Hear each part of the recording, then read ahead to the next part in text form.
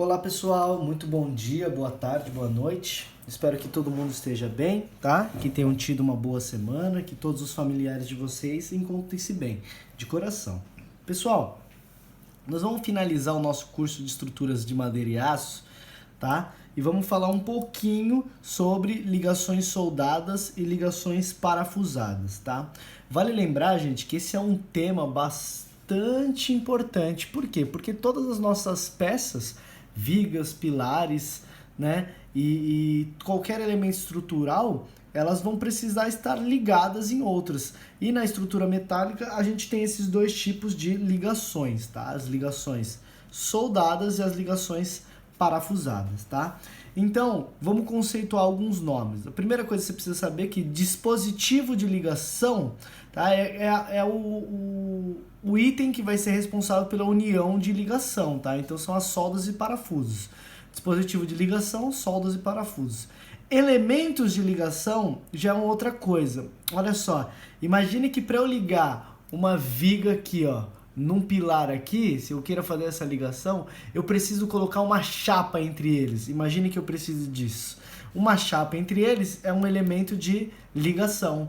Para eu locar um pilar, agora pense num pilar locado aqui nessa base, aqui, ó, esse pilar. Para eu locar ela nessa base aqui, esse pilar, eu preciso de uma chapa. Tá? Essa é uma chapa que a gente chama de elementos de ligação, beleza? E aí tem várias chapas, chapa de ligação, chapa de nó, ou goussé, que também é falado, placa de base para pilar, enrijecedor, cantoneiras de apoio, dupla cantoneira, tala de alma, tudo isso são elementos de ligação, tá? Eu vou mostrar para vocês algum desses elementos já já. Bom, a primeira coisa que eu quero que você saiba é que existem dois tipos de ligação para estruturas metálicas, né? Que são as ligações rígidas ou as ligações flexíveis. Basicamente é o seguinte, gente, uma ligação rígida é aquela que, depois de eu soltar ela, depois de eu carregar ela, de eu colocar todo o carregamento dela, então imagine, tem esse pilar, imagine que ela continue aqui, ó, a viga, um outro pilar. Tá? Se depois de eu carregar ela, depois de tudo, a rotação não for maior que 10%, ou seja, se esse apoio restringir até 90% da rotação, vamos supor então, aqui seja 90 graus, não é? Se ele rodar até 10%, ou seja, se ele rodar até 9 graus, né, que é 10% de 90 graus, se ele rodar até 9 graus, a gente tem uma definição de ligação rígida. Se rodar mais que isso, né, se a ligação atinge, aliás, se rodar muito mais que isso, aí a gente tem as ligações flexíveis, que ela atinge até 80% da rotação, ou seja, ela é praticamente uma ligação livre, tá? Ela não joga momento fletor pro pilar, ela roda mesmo, tá? Então pensa só, essa ligação, aí esse pilarzão aqui, ó, vindo até o outro pilar, aqui, ó, rodou mais de 80%, aqui também. Então a gente tem a definição de ligação flexível. Eu vou te mostrar um exemplo dela aqui. E aí eu quero que você tente prestar atenção. Dá uma olhada nessa ligação. Então eu tenho um pilar I aqui, ó, mesa, alma, mesa, e eu tenho uma viga I aqui, ó. Então perceba, CVS e aqui um VS, tá? E aqui, ó, mesa, alma e mesa. E aí, gente, essa viga foi ligada nesse pilar, sabe como? Através de cantoneiras, Então perceba, eu tenho uma cantoneira que a aba dela tá aqui e a outra aba tá para cima aqui, ó. Outra aba tá para cima, grudada na mesa desse pilar. E a mesma coisa do lado de trás dessa viga.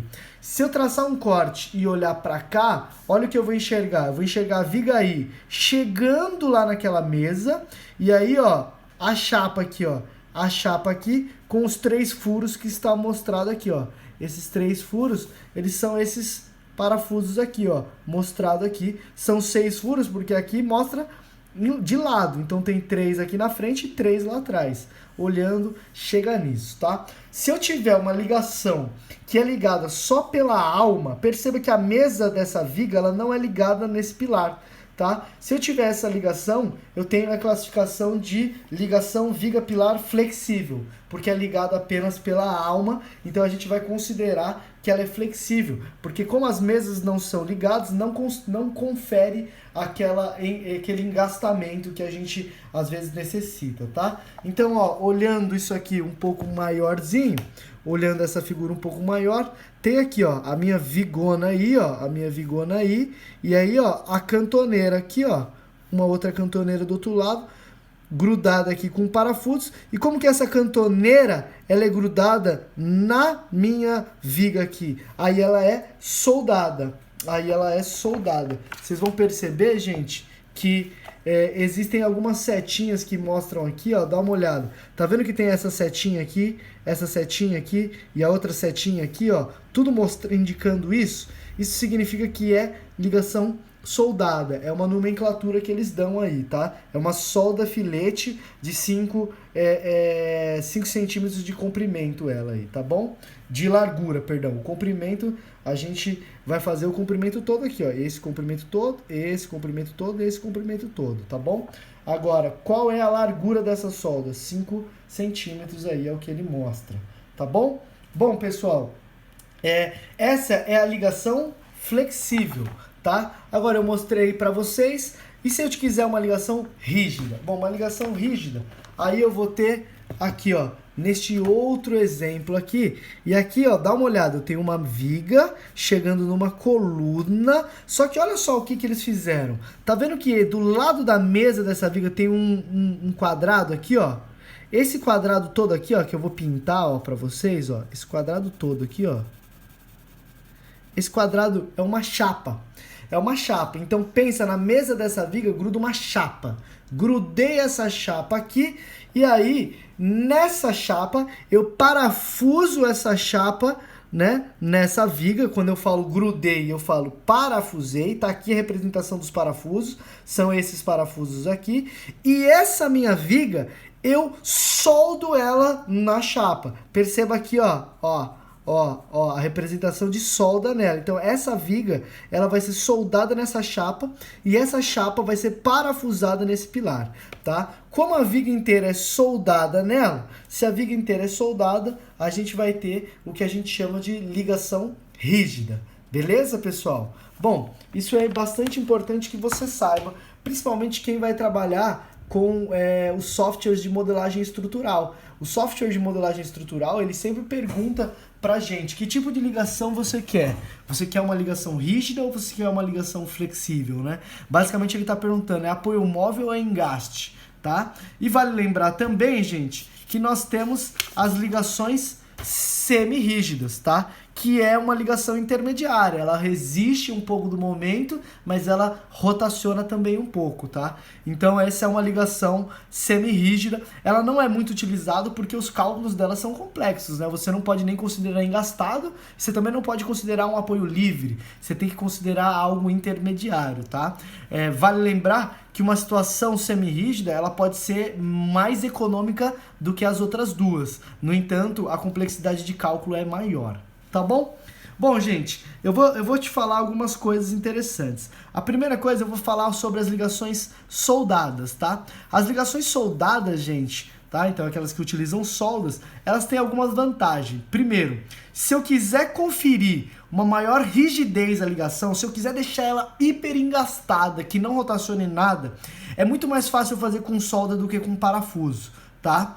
Vale lembrar isso aí. Até porque você viu, a gente ligou a alma lá por parafuso e considerou uma ligação flexível. Então, se eu quiser uma rígida, é necessário usar solda, tá? Não é obrigatório, mas ela é um pouco melhor para isso, é uma vantagem.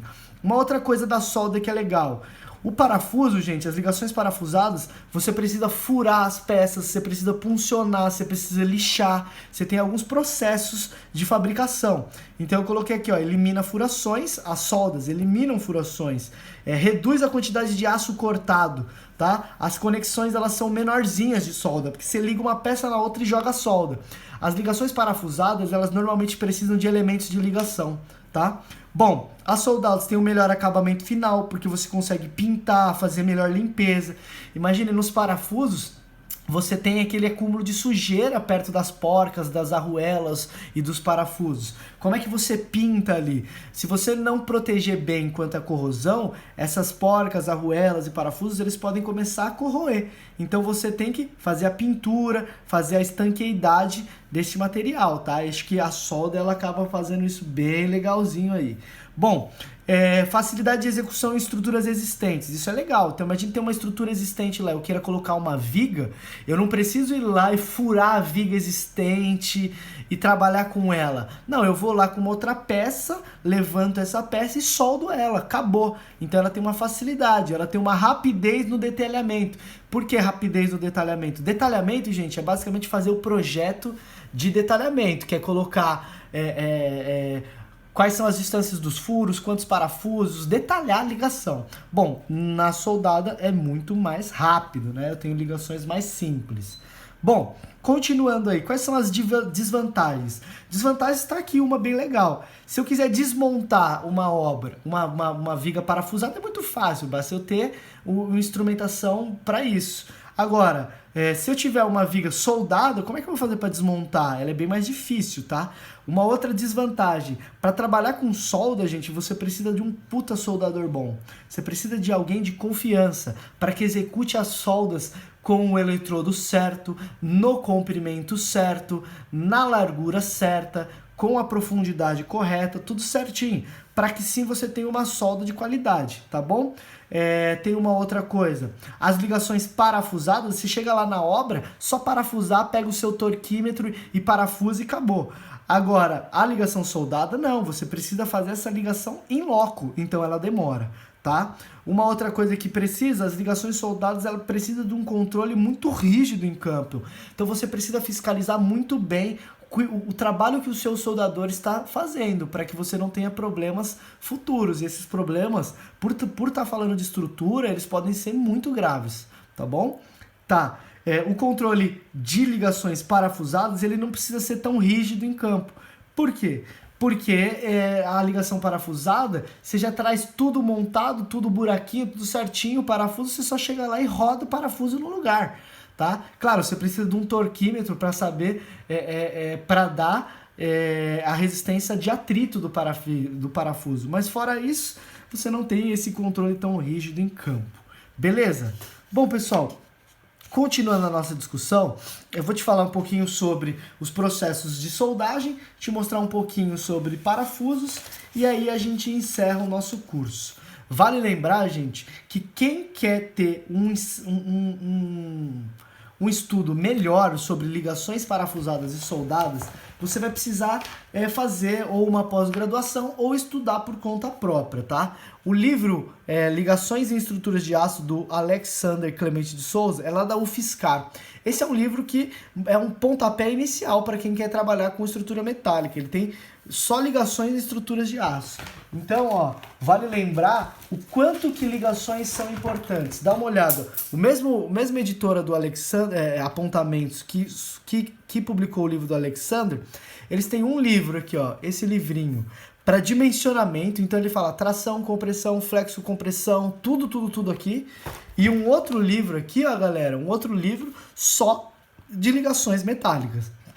Ou seja, para a gente estudar a fundo esses processos, seria importante que a gente tivesse uma matéria de 80 horas para falar de dimensionamento e mais uma matéria, pelo menos de 40 horas, para falar só sobre ligações, porque ligação é muito importante. Beleza? Bom, gente, aqui eu vou te mostrar umas fotos, mas esse processo eu acho que você acaba aprendendo mais na prática do que na teoria. Mas, de qualquer maneira, existem 5 principais processos de soldagem. Então tem o primeiro aqui, ó, soldagem com eletrodo revestido, tá? Então esse daqui, ó, eu vou mostrar uma fotinho para vocês aqui, ó. É a soldagem com eletrodo revestido. Então dá uma olhada. Eu tenho aqui o eletrodo, tá? Esse eletrodo, ele é ligado na máquina de solda, tá? Essa máquina de solda é ligada numa corrente contínua ou numa corrente alternada, mas normalmente mas ela é ligada numa bateria, e você tem que ter um polo ligado né, ao metal base. Perceba que a máquina de solda ela liga no eletrodo e um outro polo ligado no metal base. E aí esse eletrodo, quando tocar aqui, você vai ter um curto-circuito, basicamente isso, e esse eletrodo vai ser consumido aqui. Como esse eletrodo ele é revestido, ele vai soltar uma fumacinha aqui em volta. Esse revestimento, ele faz com que saia essa fumacinha em volta. E essa fumacinha é o que faz a proteção dessa poça de fusão, tá? Que é o eletrodo fundido que vai grudar aqui junto com o metal base. Vai fundir o metal base, misturar com o eletrodo e vai fazer a solda, tá? Então essa fumacinha que sai aqui é uma proteção para que essa poça de fusão não seja contaminada com outros elementos presentes no ar, por exemplo, ou presentes da queima desse eletrodo aí, tá bom? Esse é um tipo. Agora tem outros tipos, por exemplo, soldagem a arco submerso. Bom, soldagem a arco submerso, gente, é o que a gente tem nessa fotinho aqui, ó. Soldagem a arco submerso. Então eu tenho o eletrodo, aqui também é ligado numa máquina de solda, tudo certinho, tá? Porém, eu tenho agora um fluxo granular. Então, olha só, eles vão colocar um fluxo granular aqui, ó, e jogando conforme eu vou fazendo a solda. Eu vou colocando o meu eletrodo, vou corroendo ele e esse fluxo granular vai sendo jogado em cima. Para que serve esse fluxo granular? Para proteger a poça de fusão, tá? Essa poça de fusão ela vai proteger de elementos presentes no ar e impurezas, tá? Basicamente isso. Bom, esse processo ele pode até ser muito bom dentro da fábrica, porque você tem esse fluxo granular que você consegue na fábrica e o eletrodo você consegue fazer bastante soldagens com produtividade. No entanto, imagine esse fluxo granular se você tivesse uma solda apontada para cima. Não teria como fazer, porque esse fluxo granular ia cair, tá? Pela gravidade. Então, é um processo que tem limitação. Tem um outro tipo aqui, gente, que é o processo com proteção gasosa MIG e MAG. Esse aqui provavelmente você já escutou falar. Ah, é solda MIG, solda MAG. O que é isso? Bom, esse daqui, gente, é um processo parecido também. Parecido com outros, só que você vai usar um gás de proteção, tá? Essa proteção gasosa é o que a gente chama de MIG e MAG, tá? Então, olha só, eu tenho um eletrodo consumível e ele vai ter uma entrada de gás aqui e vai jogar esse gásinho aqui na hora de fazer a solda. Esse gás, ele pode ser um gás ativo, que é o tal do MAG, ou pode ser um gás que não reage, que é um gás inerte, que é o MIG. Tá? Mas a função deles é proteger a poça de fusão, tá? É basicamente parecido com os outros. Você precisa proteger a poça de fusão para que não tenha impurezas misturadas na sua solda, tá bom? A sua solda ela precisa ter alta resistência.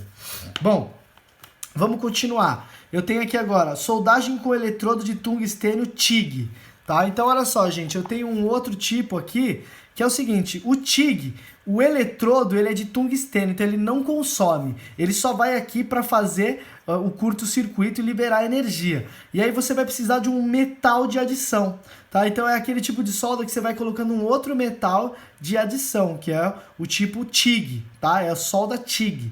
TIG vem de tungstênio, esse T aqui, tá? E o tungstênio, ele é um eletrodo não consumível, você também vai precisar de um gás de proteção aqui, tá bom? Beleza? A função é a mesma. O último elemento que a gente tem é o soldagem a arco com arame tubular. Esse daqui, ó, gente, é um eletrodo que tem um arame tubular no meio. Esse núcleo no meio, quando ele for queimado aqui, é o que vai gerar a proteção da poça de fusão. E também esse processo gera escórias, né? Gera restos dele aí, beleza?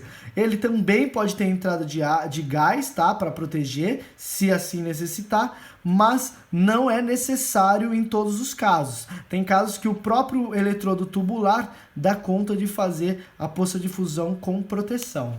Legal? Deu para sacar esses tipos aí? Bom, gente, é algo bastante simplesão, tá? Bastante tranquilo para que você entenda aí. Agora, gente, quais são os tipos de solda que eu quero que você conheça? Bom, gente, tem um monte de tipo de solda, tem um monte mesmo, tá? Agora, quais são as mais comuns? Dá uma olhada. As mais comuns, elas estão apresentadas aqui, ó.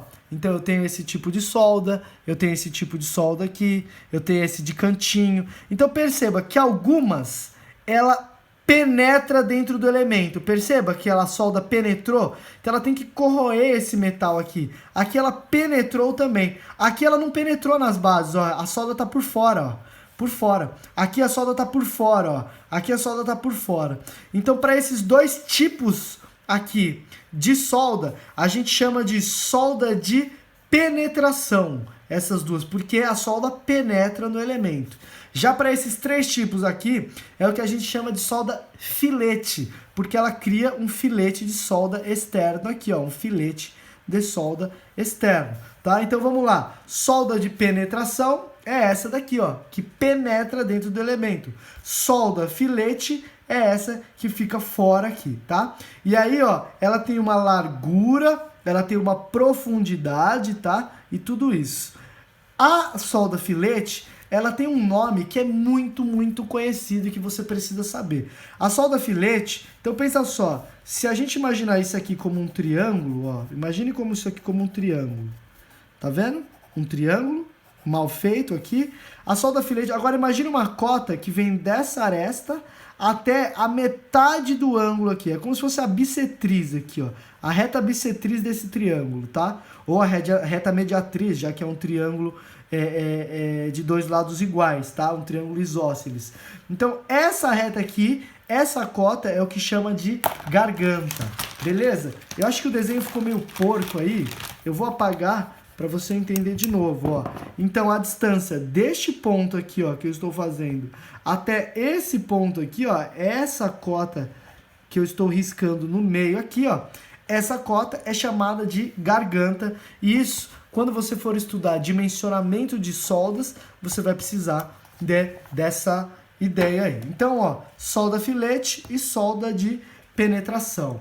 A solda de penetração, gente, ela tem um custo mais elevado. Por que ela tem um custo elevado? Então vamos lá, dá uma olhada nisso aqui. Para eu fazer esse tipo de solda topo, por exemplo, olha o que é necessário fazer nessa próxima página. É necessário que eu pegue o metal base e faça chanfros nele, né? Então tem vários tipos de chanfros aqui possíveis.